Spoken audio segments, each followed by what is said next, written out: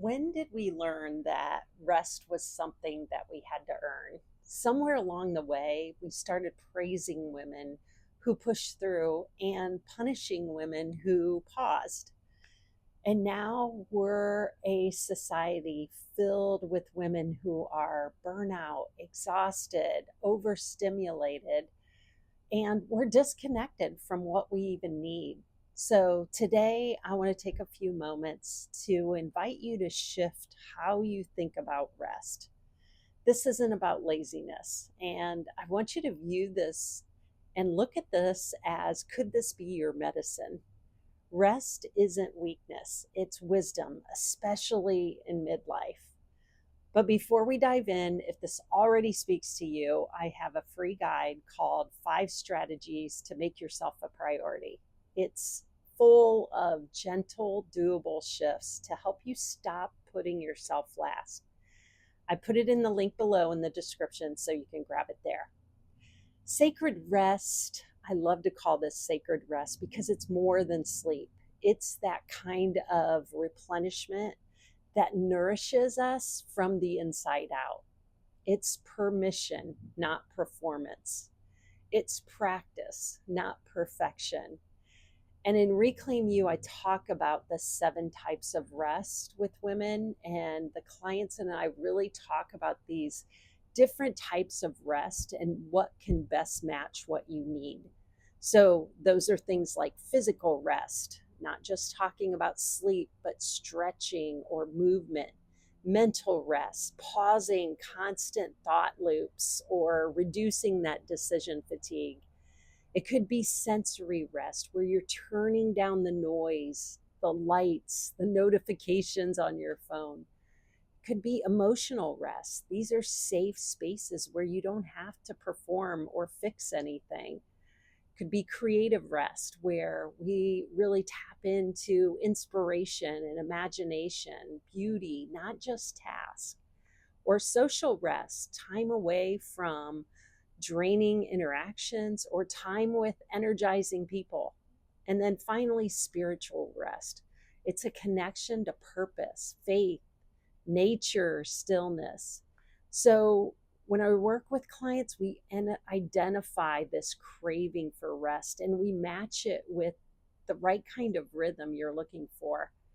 And this is especially true if you are managing caregiving, career changes, and hormonal shifts, because you can't outwork a nervous system that's screaming for rest.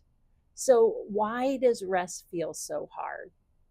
We really get this from maybe guilt that comes from our cultural conditioning. We were praised for self sacrificing.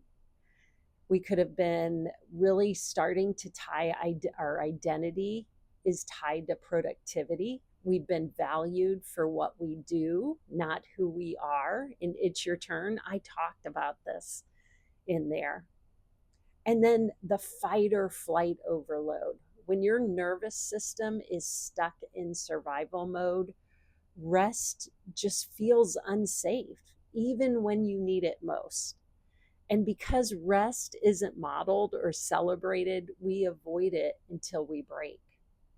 But what if rest wasn't something you earn? What if it was something you scheduled, just like going to the gym or a doctor's appointment, or better yet, you did it like you're breathing, right? You don't need a full lifestyle overhaul. I want you to really look at rest as thinking about needing small, sustainable patterns or rhythms in your day. A few things I teach in the Reclaim You program is something called snack size rest. It's these micro rest breaks where we sprinkle them through your day. And that could look like a couple of minutes to stretch or step outside. The other thing we talk about and really work on is a power down hour. That is a non negotiable ritual to really get your body in rest mode for good sleep.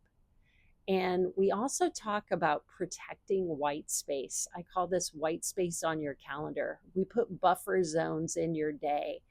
If you are overscheduled, you're going to feel overtaxed. So we start to lighten that load in there. And then eating regularly. You don't wait until you're starving. We start talking about planning those meals. What do you have for a plan for nourishment there? And then listening to those hunger and fullness cues, not just the clock or rules, but really tapping into listening to your body. These are rhythms. You don't have to fix these. They remind your body it's safe to slow down. And so when clients have really put this into practice, like Kim, she said, I stopped waking up at 4 a.m. every morning and I am feeling human again. Or Celine, who said, I felt like I was being swallowed by time. I'm not being swallowed by time anymore.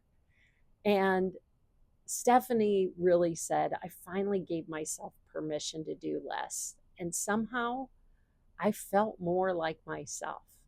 Now, these aren't just wins, they are returns to women who get to be themselves. This is what happens when we stop trying to outwork exhaustion and we start honoring what our body has been asking for all along. This is not another plan to follow. It's really a time to listen in. It could be your wake up call. It's a reminder that you deserve support that works with your body, not against it. So if you already know, I want more, I want to know more, I've put the links for the Reclaim You program below and ways you can connect with me to talk more about that.